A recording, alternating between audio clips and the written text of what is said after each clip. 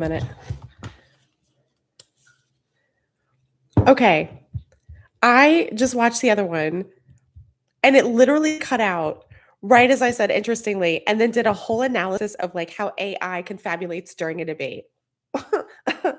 So sad. And then anyway, so what I was saying is that I was arguing with somebody and it became very clear that they were dropping stuff into the debate from AI. So the thing about AI is AI can't actually track the claims. AI will confabulate statements. AI will say you're doing something that you're not necessarily doing. And the giveaways in my last debate were that the response was referring to me in the third person, like as if this person had taken the previous part of the debate and then dropped it into the AI and the AI did like an analysis. And then they put the analysis in thinking that it was going to be a slam dunk, which it was not because I dismantled it. Um, but anyway, so the AI makes claims, but at first you don't realize that you're dealing with the AI necessarily. You might have a clue or like a hint about it. Um,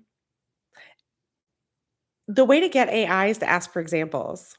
So when they say something, and they make a claim or a characterization of your claims that is incorrect. Show me, show me where I said that. Please explain how you're making this statement.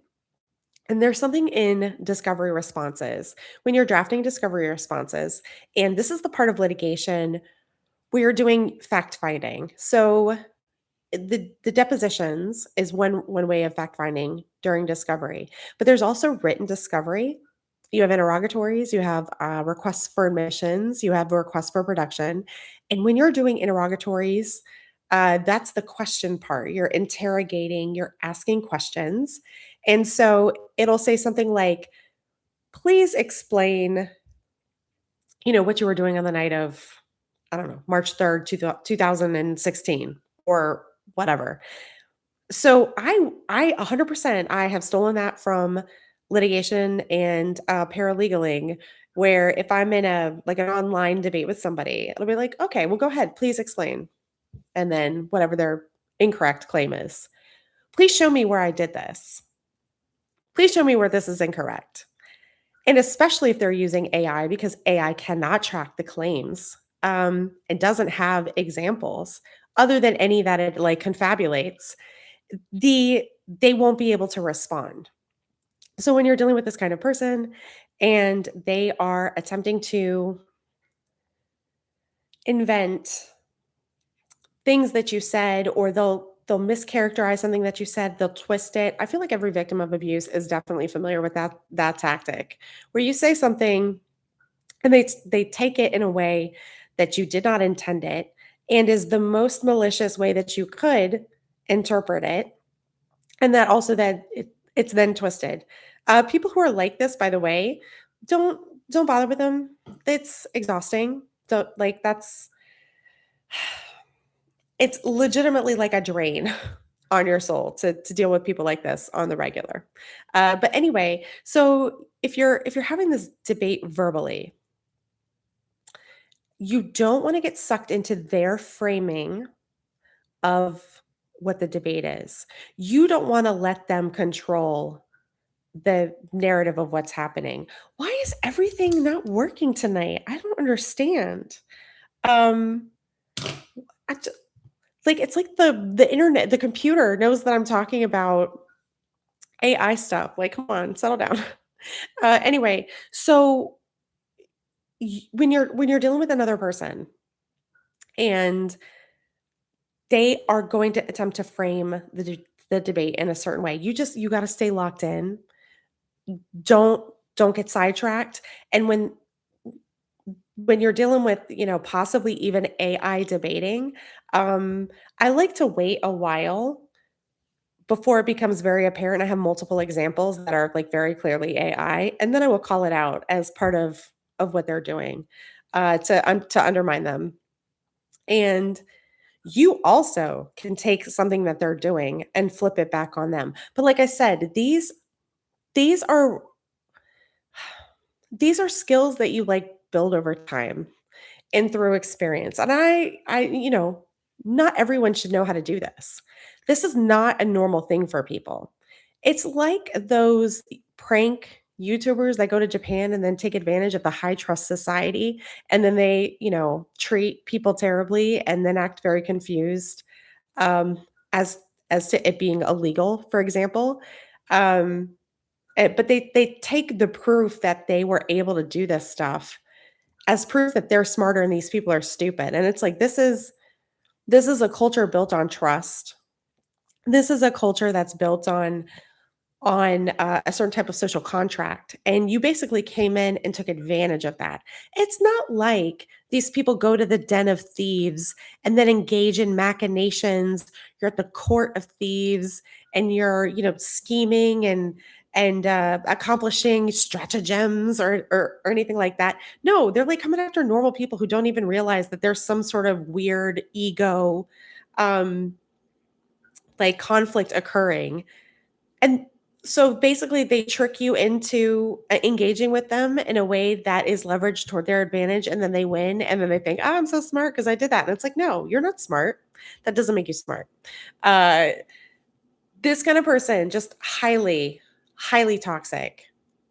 They're so ego driven, like they need to feel that they are the smartest, the best, the whatever, and they'll do it at your expense. And I mean, really, is this not how the abuse dynamic happens, where you are giving somebody the benefit of the doubt because it looks like a high trust situation? We're in a relationship. You're my parent or you're my friend. You're my romantic partner. You're a person I can trust. And so it's okay for me to be vulnerable with you when it's really not, because this person is using the construct of that relationship to get access to you, to get you to let down your guard. But then they have nefarious intent, even if they don't recognize that they do. This is actually one of the things that I had really identified. I'd never seen it in any other abuse research or literature or blog posts or anything like that. Everyone, at the time that I first came to this realization, everyone was presenting abusers as if they are master manipulating, mustache twirling villains. And that's not correct. Um, you can have an unintentional abuser. You can have a person that is abusive and like doesn't they didn't like necessarily make like a conscious decision to do that. What that is an indicator for me is that this person is not self-aware. So sometimes when you get like the debate assholes, sometimes they're aware, sometimes they're not.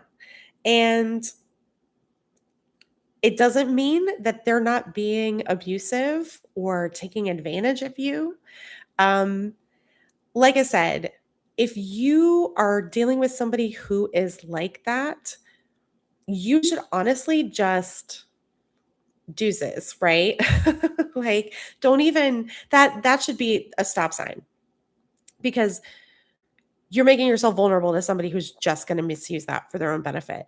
Another thing that I started talking about on the subreddit was how it became so clear to me that the abuse dynamic is so similar to colonizing, where a person is getting colonized by the abuser the same way like a new land is being colonized by somebody from Europe.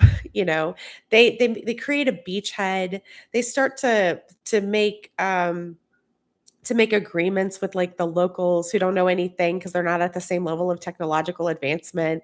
And so they use the like, oh, here's some beads. Let me have all of Manhattan, right? And they don't realize the value of what's happening, of what they're giving up. They don't understand the context. They don't understand what they're dealing with.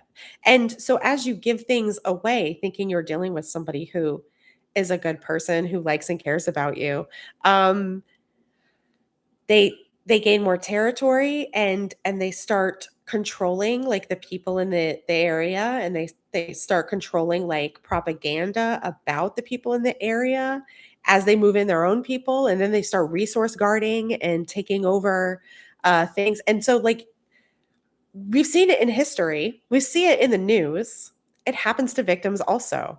You get to a point where they've like colonized your life, they've colonized your mind. You're not even thinking your own thoughts, or if you are thinking your own thoughts, you're worried about what they're thinking. And so once they've colonized kind of like your mental space, your emotional space, they can leverage you for their own benefit. They can leverage you for labor. They can leverage you for their own ego. They can leverage you for um, your resources and your time and attention and your energy. And and they can mistreat you because they feel that entitlement. I mean, really at the center of all colonization, whether it's historical, socioeconomic, or if it's like interpersonal, is that somebody feels entitled to take from other people, right? And when you're the victim of abuse and you're on the other end of it and you don't understand what's going on, you've got this person like arguing you into submission, debating you, even though it's completely inappropriate in an interpersonal dynamic. And they make you feel so small inside yourself. They make you feel like you are wrong. Anyway, like I said in the first attempt at this live, um, it doesn't mean that you're wrong if you lose a debate. And honestly, the second somebody gets debatey, if that's not you, that's not your bailiwick, if that's not your set of skills, we all can't be debate Liam Neeson, okay? I have a specific what is it? I have a specific set of skills. Yeah, not everybody's like that. Oh, that reminds me. Therapists and attorneys in interpersonal relationships, they have a specific set of skills that they know how to leverage at people. It's the same thing as a debate construct, only it's a litigation construct or it's a therapeutic construct. And if you're not an expert in these fields, which you won't be, these people went to get this education, experience, expertise over years. It cost them a lot of money, time, energy, effort. So you're automatically going to be in a less able position because you're not a professional in this aspect. The other light went out. What? This is so bizarre. Anyway, so they should never be bringing that into your relationship dynamic. Both people should be on equal footing. And so if one person has that set of skills, like for example, I have the debate set of skills. I don't bring that in to the relationship dynamic. However, I have done it with an abuser, like trying to deal with an abuser. So I will do it in defense, but like I'm not going to do it normally. Like I only do that when they're trying to do that to me. In which case, like gloves off, buddy. Like you're going down. Uh, but I don't recommend most people do that because that's a lot of the time when they start getting physically violent because they can't win intellectually, they can't overpower logically. So they get very mad. They don't like it. That's okay. It didn't bother me none. We all know I won. But generally speaking, if you have that set of skills, you should be careful about bringing it into the interpersonal dynamic. And if somebody is bringing them in and putting you on the back foot, and they're like weaponizing therapy speak, that's a red flag. That's a red flag. A lot of people want to power over another person and tell them how it is or like educate them. And when you're in a relationship and the two of you are on the same level, that's not like if I'm a parent, yes, I'm going to have those conversations with my child in an age appropriate way that respects their autonomy, etc. But like, no partner should be doing that at you. No adult parent should be doing that at you when you're an adult child. Like when you're finally an adult, your parents shouldn't be doing that to you. Your friends shouldn't be doing that to you. Equal relationships are built on respect. And you're never going to have somebody, oh my gosh, what in the world? It's the most bizarre live I've ever done. I don't understand what's going on. Um, anyway, someone who respects you is not going to come at you in this way. if you know more than other people, like let's say you're a scientist and you happen to know a lot about a topic, and then you're at like a party and you're talking to somebody and they're very enthusiastic when they hear what you're a scientist about. And then they like tell you, oh, I'm so excited. I love this, this, and this. And they might be wrong. You're not gonna necessarily going to correct somebody. You're just you're happy they're enthusiastic about your topic, right? This is not a lecture circuit. That would not be an appropriate way to interact with a person. Anyway, so if you are if you're dealing with people like this, like you got to bounce. Like we can't be doing this in life. It's we're it's already life is too exhausting sometimes. We don't need to do more of this. The debate bros and the I'm super smart people and the I'm better than you, more therapy than you. I'm gonna weaponize therapy, speak at you. I'm a therapist, even.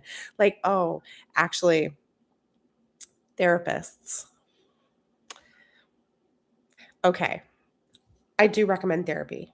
The therapeutic relationship is very important. You need that like secure attachment, time limited attachment thing. But unfortunately, a lot of like toxic people are attracted to therapy. It's like they're trying to fix their own stuff. So they get into psychology and then they are learning it, and learning about it isn't necessarily going to give you that self-awareness to correct. So I'm not saying all therapists, but I would be very cautious about dating a therapist or an attorney. I'm not saying never, but like you want to make sure that you're dealing with somebody who recognizes like they should not be in a position to power over you. Oh, another thing that I originally talked about in the first live that then got cut off somehow. Um, before all the lights went off and I'm like having coughing attacks. Like I don't it's such a weird night. But talking about one of my favorite concepts that people misunderstand, and it's the concept of the soul and the soulmate. So this is so idealized where people are thinking, "Oh, this is my soulmate. I'm meant to be with them. It's fate. We are supposed to be together." Um, and then like they get into the dynamic and they pledged allegiance to the dynamic. They feel bound in the dynamic, but the dynamic becomes like a prison, and the actual person isn't like treating you great. And it's very intense. There are highs and lows. Always like the biggest red flag for some toxic shenanigans is somebody who says that their relationship has a lot of ups and downs. Like every time I hear that, I'm like, oh no, um, you in danger. Anyway, so really, my favorite explanation of a soul is from Rafe Eula. Hold on, Ray Bula. Let me pull it up. I had it up for the other video. That went terribly wrong. I don't know. The romantic idea of the soulmate is wrong and even counterproductive unless it is understood as someone who has become our soulmate through their love and devotion and by working hard at making sure that the relationship is successful. In other words, the status of the soulmate is something to be achieved during the relationship. A soulmate isn't a single and unique person who complements us perfectly and who we must find if we hope to be happy one day. Oh, excuse me. His name's Rafa Yuba. Uh, Rafa Yuba, EUBA. But basically, the fact that a soulmate is someone who becomes the mate of your soul by being your partner, not just, oh, we're partners and we have this like relationship title, but actually being your partner, the active work of showing up and being a partner, walking with you on your journey in life, which is very different from this like we're bound together. It's fate. We're meant to be. This is my person or my missing puzzle piece. Like no. It took me a long time to realize that that actually isn't romantic. What's romantic is when two like healthy, obviously, when two healthy people who are compatible choose each other and then continue to choose each other, and through their actions show that I am choosing you and I am choosing to be your partner, actively engaging with you in this way. Um, that's a soulmate, the person who's the mate of your soul by taking actions that are good for your soul and don't destroy you. And so we have this, um, you know, romantic idea of a soulmate, and it's literally like a soul prison. Like it's just, and if you end up doing this with like a very toxic person, that soul prison is going to uh, end up being abusive, and you may end up in like a mental health situation. Like they get very bad. Uh, Two examples that I see right now are the twin flame dynamic. That's the situation. And then also a like our traditional understanding of a soulmate, soul bonds, soul ties. Our soul is our a part of our soul is our ability to choose. So intrinsically, if you are saying, "Oh, we're soulmates, therefore we can't choose any differently in the future. We are bound to this forever," then that is intrinsically not a soulmate, because soulmate is an active choice that we make every day. And also, like it doesn't have to be romantic. Your friends can be a mate of your soul. And, you might your parents could be a mate of your soul, although that feels weird. I don't know about that. But essentially that you both together mutually are choosing it. Another weirdly idealized, romanticized thing that has like language for it and is absolutely wrong is the ride or die. I'm ride or die. Okay, when you say ride or die, when you say soulmate, when you say like this is my twin flame, you're saying consequences no longer matter. They can do it's like soul spiritual BDSM. Like no, this doesn't help me be a better person, doesn't help them be a better person. Like tying ourselves to another person in this way does not allow them to learn from reality. You're removing consequences from the equation. It's almost like an attempt to recreate like the unconditional love you're supposed to get from your parents. Like, no matter what I do, my parents are never gonna get rid of me. Um, that's not for relationships. That's not for friendships. That's not for an adult child with their parent. Let me see. There was one more thing that I had talked about in the other video that cut off crazy. I don't even know what's going on today. Why you don't make choices for people. Okay, yes. This comes up all the time because you might be talking to a victim of abuse or really like a friend, and maybe they're asking for your advice and you think, "Oh, you should do XYZ." Be very careful about pushing them in a direction. The reason why it's so important that we get to choose for ourselves. Like someone can give us a suggestion, but why we need to choose for ourselves is when we choose for ourselves, no matter the outcome, we feel like in a good place about it. Like, oh, it didn't work out the way I thought it would, but like I learned this lesson. Whereas if somebody pushes you in to making a decision that you didn't want to make, when it doesn't work, you're not going to feel like you had any authority or control in it. You're not going to feel like you were able to have any say in what happened to you. And so you don't feel any ownership of the outcome. Whereas if you made the decision, you feel like you have ownership of the outcome and you're able to integrate it in your life experience in a way that feels positive, even if the experience wasn't technically a good one. Um, so if you have like well-meaning parents who are pushing you into doing things that you aren't choosing, that's a bad idea. I don't do that with my son. Well, not on everything. Like, he does not get to brush his teeth. That's not a choice that he gets. But for example, if you have an extracurricular activity you'd like to do, I'm not going to push you into one. But if you would like to do it, absolutely, I will support you. So that's different than if I push him into an activity and then maybe he's not good or he doesn't make the team or he's not enjoying the experience.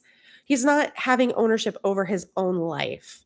And so any outcome that occurs, good or bad, is not going to feel one that's good for him, to him. Anyway, So I think that's pretty much everything that I covered from the last video that got deleted, which is again crazy. I don't even know how that happened. But TLDR, like run away from debate people, run away from people who want to logic you into submission, run away from people who are trying to prove their own intellect by putting you down. A real smart person can learn from anyone. Legitimately, is that not YouTube? You know, you can watch a video from some random person and suddenly you've learned a thing. Oh, great.